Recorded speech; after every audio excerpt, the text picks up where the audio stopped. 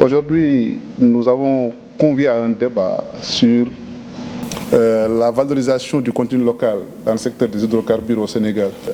Peut-être connu par des experts sénégalais qui ont étudié dans de grandes universités, mais le commun des Sénégalais n'a pas une perception claire de cette opportunité, parce que moi je l'appelle toujours opportunité, la découverte des hydrocarbures en quantité importante dans notre pays et qui peut changer non seulement le visage de ce pays, mais le devenir de ce pays et le devenir de chaque enfant de ce pays. Nous estimons que dans le secteur des hydrocarbures, chacun d'entre nous peut se faire sa petite idée, qu'on sait déjà ce qu'il faut faire et on sait déjà ce qu'il faut éviter de faire. Des erreurs ont été commises dans de nombreux pays, des succès ont été enregistrés dans de nombreux pays. Et nous pensons qu'il est important que nous cherchions à nous inspirer des expériences à succès. Et le Sénégal a les ressources humaines, a les compétences, a la volonté politique pour s'inspirer de ce qui se fait de mieux dans le secteur des hydrocarbures. C'est à ce titre que nous avons fait venir notre ami N'J Ayoub. Mohamed Gueye l'a dit, il est avocat international basé en Afrique du Sud, qui dirige le cabinet Centurion, connu dans la négociation des contrats pétroliers, connu dans la négociation de toutes les affaires qui sont liées à la mise en œuvre des dynamiques qui peuvent profiter aux pays comme les nôtres. Et N'J, le Premier ministre le connaît très bien, il apprécie et a recommandé fortement à ses collaborateurs de se rapprocher de lui pour échanger avec N'J sur son expérience et partager son expérience. Certainement qu'il ne manquera pas de nous dire ce qui a marché dans certains pays, ce qui a marché moins, quelles sont les raisons et comment les éviter. Et je crois que c'est ça l'intérêt de ce panel d'aujourd'hui. Nous, au quotidien, nous n'avons pas la parole dans cette instance-là. Nous suscitons simplement le débat. Nous voulons mettre en place des acteurs qui viennent échanger sur une problématique d'intérêt national. Nous sommes à la 3e conférence du quotidien. Nous avions parlé une première fois du secteur des mines. C'était au moment où le gouvernement du Sénégal élaborait le nouveau code minier. Nous avions suscité une réflexion qui était dense, avec des acteurs du secteur minier, des industriels, avec les populations locales, les élus locaux, les organisations de la société civile et les politiques. Et ce débat a été fructueux si on en juge par les résultats qui en étaient ressortis. La 2e conférence avait porté sur l'électricité. La question de l'électricité était cruciale pour le Sénégal parce que c'était un peu ce qui empêchait le Sénégal de dormir il y a quelques années de cela. Et quand subitement, après quelques années d'exercice du président Macky Sall, il faut le souligner, la question de l'électricité était devenue, la question des délestages est devenue un vieux souvenir pour certains et pour nombreux citoyens sénégalais, on a dit qu'est-ce qui a fait cela? Et nous avons suscité un débat autour de cette question-là. Et je pense que les échanges qui ont été conduits dans cette salle même ont pu éclairer l'opinion publique sur la pertinence de certains choix et sur les moyens à préconiser pour renforcer cette dynamique-là. Nous nous inscrivons dans cette logique. C'est ce qui explique que nous avons convié un débat sur les hydrocarbures. Il y a dans la salle des partenaires avec qui nous avons discuté de la question de la politique agricole, des opportunités de la politique agricole. Nous organisons un débat sur cela. C'est un peu cela le credo et le créneau que nous voulons investir pour susciter un débat public. Donc, encore une fois, c'est cela qui explique cette 3e conférence du quotidien dans le format que nous vivons actuellement. Je tiens aussi à saluer la collaboration du secrétaire permanent du comité stratégique pétrole et gaz, notre doyen Ousmane Diaye, qui s'est montré très ouvert, qui nous a aidés par le conseil, par la présence, par la suggestion. C'est cela aussi l'intérêt d'avoir des aînés avec nous. Je pense que c'est une personnalité reconnue, une personnalité dans son secteur, mais aussi dans le management et le leadership sont incontestables. Donc, grand Ousmane, merci pour ta présence et merci pour ton soutien en termes de conseil, en termes vraiment d'orientation. Je tiens aussi à saluer le ministre Birima Mangara. Peut-être que protocolairement, je n'aurais pas dû en parler en dernier, mais je le fais en toute liberté, compte tenu aussi de rapports et de relations assez singulières que nous avons. Il nous arrive parfois, dans certains groupes, de dire que nous nous accroupissons ensemble au même endroit. Et je pense que ceux qui sont initiés le comprendront.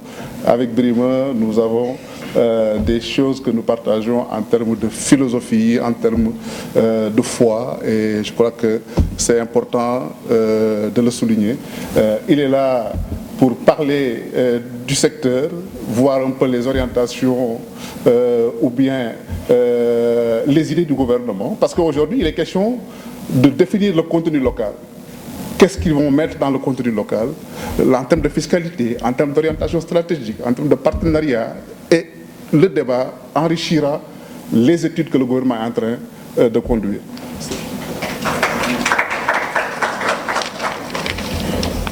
Merci beaucoup. Quand je viens ici, je pense que je peux essayer en français, mais après que j'écoute le français de M. Diagne, je pense que c'est mieux que je parle en anglais. Mais on peut avoir les traductions. Après, je vous promets que quand je viens la deuxième fois, je peux essayer pour faire une parole en français et on doit commencer ça ici au Sénégal. As I just apologize for me not speaking in French, the issue of Mr. Prime Minister, Excellencies, Mr. Minister, the boss of Coast Petrogas, Le Quotient, I am very thankful and I'm honored to be here today. Local content. When I look at this stage, and I was happy to spend a few days before today in Senegal, and when I talk to most Senegalese, I think this was me 30, 40 years ago. This was me 20 years ago. I was lucky I had an education. Education never prepared me to work in oil and gas. Local content gave me a chance to be part of. I'm still 39 years old. I'm a bit old. But when I think about local content, and we look at all the work we have to do in the African continent, and we think about getting Africans to be part of this industry, the oil and gas industry. A lot of it has to be done by us. We have to prepare ourselves. Government has a role to play because none of this can be accomplished without government. But what is local content? Is it just to hand something over to people who don't deserve? Or is it just to give them something, a lifting hand? It is the value creation that we do in this industry. The value. I think when I look at the Senegalese petroleum code, I've listened to some of the speeches, and one constant thing I kept reading and understanding from the political class has been a clear message. The resources, the oil, the gas in Senegal belong to the Senegalese people. The government, the ministers, and the politicians are just managers and are just people to help the Senegalese people to ensure that these resources do benefit all Senegalese. You being here today, Mr. Prime Minister, you engaging in this debate. Mesdames, Messieurs les représentants du corps diplomatique et des organisations internationales, Madame la représentante résidente du Fonds monétaire international, Monsieur le directeur général de Petrosen, Monsieur le directeur général de la SAR, Monsieur le président directeur général du cabinet Centurion Law Group, my brother and friend, my junior brother, let's say, NG Ayuk, Monsieur l'administrateur général du groupe Avenir Communication, cher ami Madiambal, merci pour vos condoléances et merci aussi surtout pour votre amitié qui ne date pas d'aujourd'hui, qui date de plusieurs décennies. Je me souviens de nos discussions dans votre belle villa au virage là-bas, près de la mer, il y a de cela au moins 2 décennies. Monsieur l'administrateur donc général du groupe, Mesdames, Messieurs les directeurs généraux des compagnies, Mesdames, Messieurs les experts, distingués invités, chers amis. Je voudrais d'abord, au nom de son Excellence Monsieur Macky Sall, président du gouvernement, remercier et féliciter l'administrateur du groupe Avenir Communication pour l'organisation de cet événement qui nous offre encore une opportunité supplémentaire d'échanger sur le sujet crucial du pétrole après la concertation nationale souhaitée par le chef de l'État et qui s'est tenue il y a quelques mois à Diamniadio.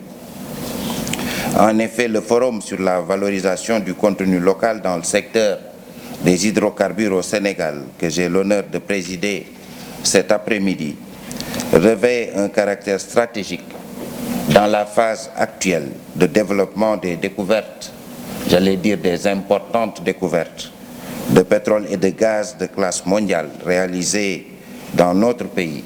Le contenu local ne désigne rien d'autre que l'ensemble des retombées économiques des projets d'hydrocarbures sur l'économie et notre processus de développement économique et social. Les ambitions du gouvernement étant bien entendu de garantir la sécurité des approvisionnements en énergie en quantité et en qualité irréprochable et surtout à moindre coût. J'y reviendrai tout à l'heure pour les ménages, les industries, donc nos entrepreneurs et le commerce. Ainsi, conformément à la vision du président de la République, l'énergie occupe une place importante au sein du plan Sénégal émergent, le PSE, matérialisant l'ambition forte d'atteindre l'indépendance énergétique du Sénégal à travers une politique de renforcement et de modernisation de nos capacités productives grâce à un mix énergétique appuyé par les énergies renouvelables. Et je pense ensemble, nous sommes tous d'accord qu'aujourd'hui nous faisons partie des leaders, en tout cas de la région subsaharienne en Afrique, compte tenu de ce qui a été réalisé, notamment en matière de promotion de l'énergie solaire et demain de l'énergie éolienne qui arrive également. Mesdames, Messieurs, les défis énergétiques structurels auxquels nous sommes confrontés sont caractérisés par un lourd fardeau financier sur le plan de l'affectation des ressources budgétaires et des efforts de planification stratégique pour résorber le gap qu'il y a entre une demande en croissance exponentielle et notre offre d'énergie. La plupart des pays subsahariens non producteurs de pétrole supportent une très lourde facture pétrolière qui a toujours constitué une équation pour les finances publiques, n'est-ce pas, Monsieur le ministre du Budget?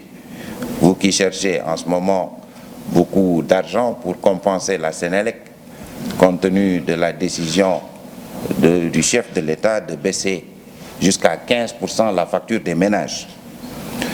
En outre, il y a toujours eu un gap entre les quantités de produits finis issus du raffinage et les besoins du marché local en produits pétroliers.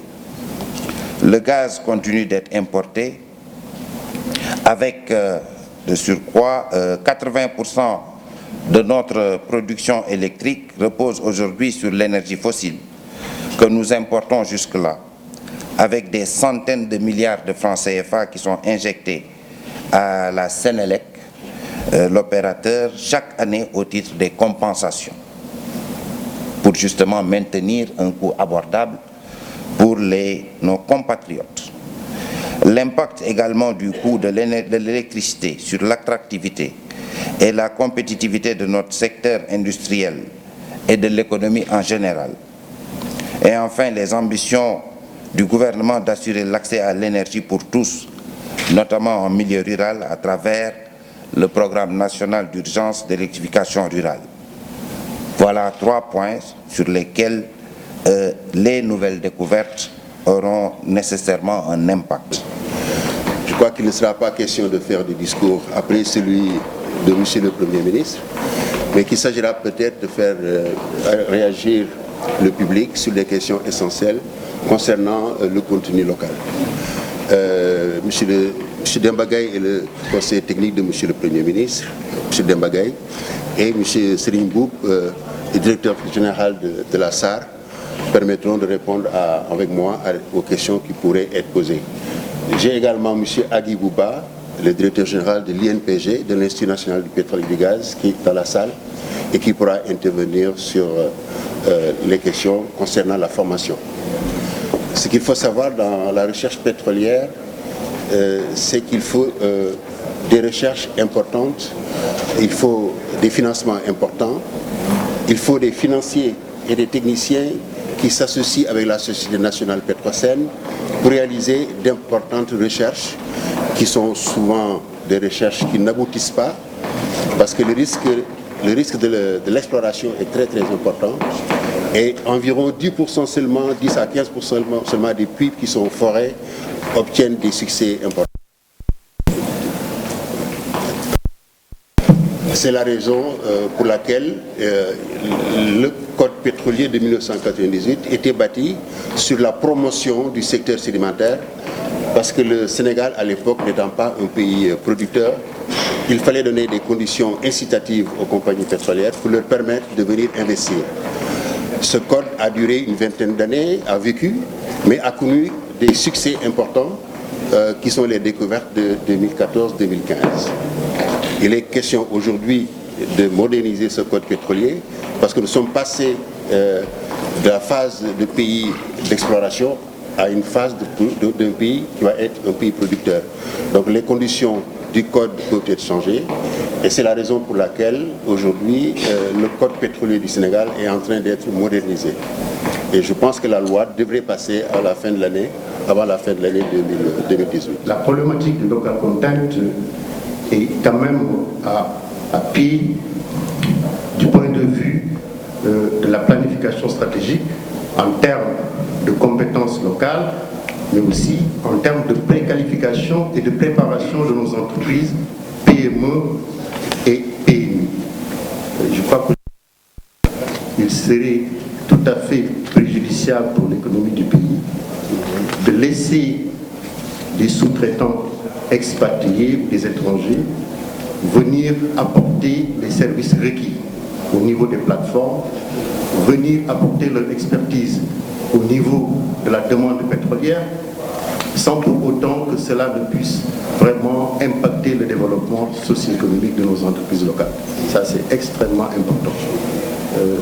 Quand le président de la République a parlé d'une large concertation autour des questions pétrolières et gazières, c'est justement illustrer la première décision qu'il a prise, qui consiste à consacrer dans la charte fondamentale du pays le droit des Sénégalais aux ressources pétrolières. Ça, c'est extrêmement important.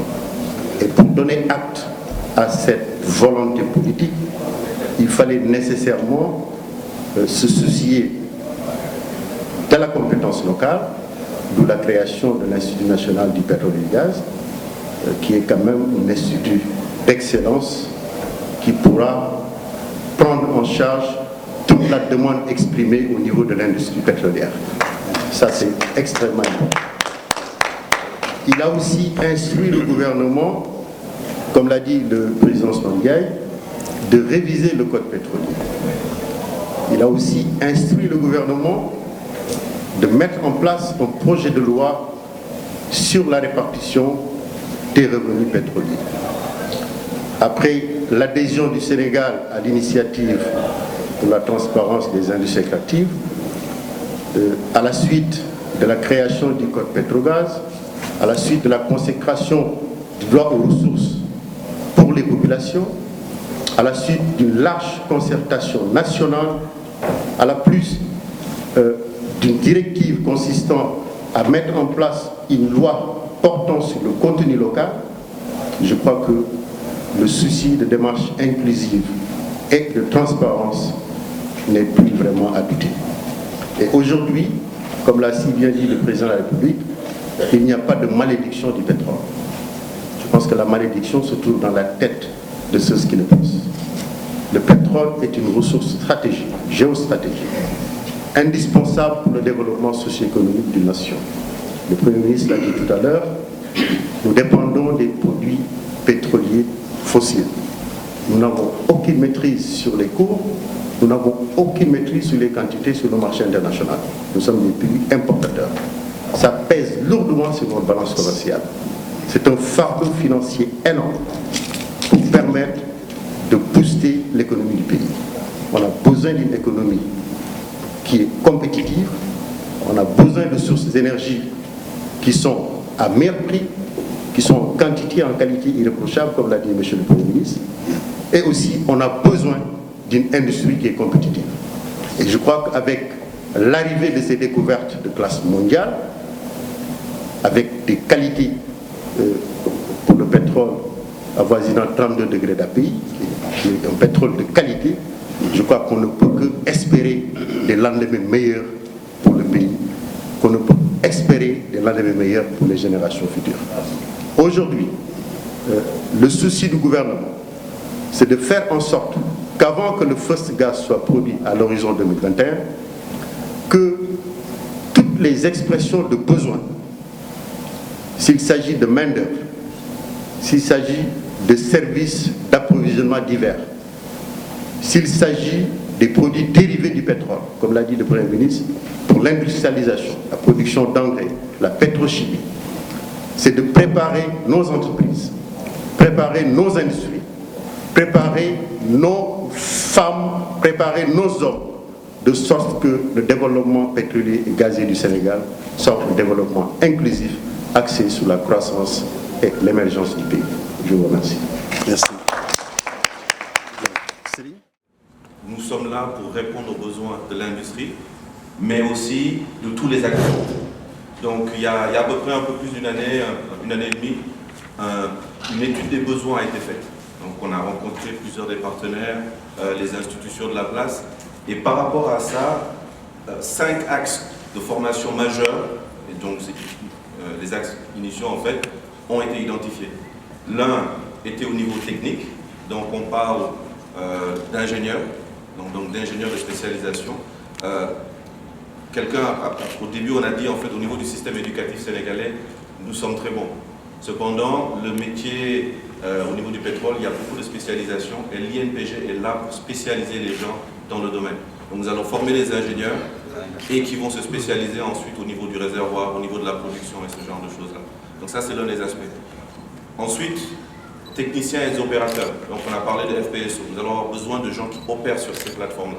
Donc ce côté côté technique va être mis en place au niveau de l'INPG. L'autre chose, aussi simple que ça, l'anglais. Au niveau de la langue de l'industrie, c'est l'anglais. Donc l'anglais technique, nous avons tous appris l'anglais à l'école. Cependant, pour pouvoir parler d'égal à égal, nous avons besoin de maîtriser l'anglais technique. L'autre aspect est, un des intervenants a parlé au niveau des certifications qui sont nécessaires pour aller en mer.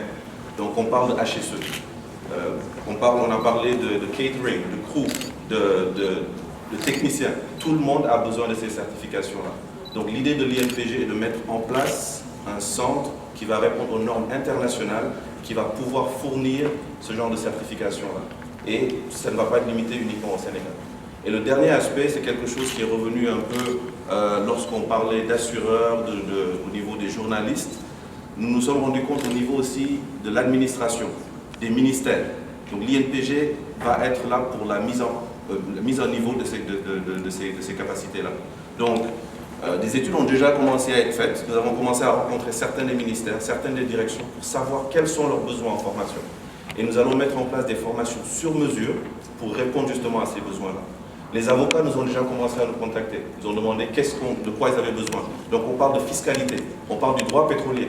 nous allons parler des douanes, la logistique. Donc il y a certaines, pour permettre justement de faciliter l'accès à tout le monde à ce milieu-là. Donc nous sommes en ce moment sur la phase de mise en place et nous allons lancer le master en ingénierie pétrolière qui commence en octobre. Mais nous allons continuer et commencer en fait à rencontrer un peu tous les acteurs. Et l'expression des besoins va être importante et l'INPG est là. Nous avons la vision et l'ambition d'être le fournisseur numéro 1 de tout ce qui est formation au niveau du pétrole et du gaz. Et ça va donc avec la communication et l'expression des besoins et la réponse à ça.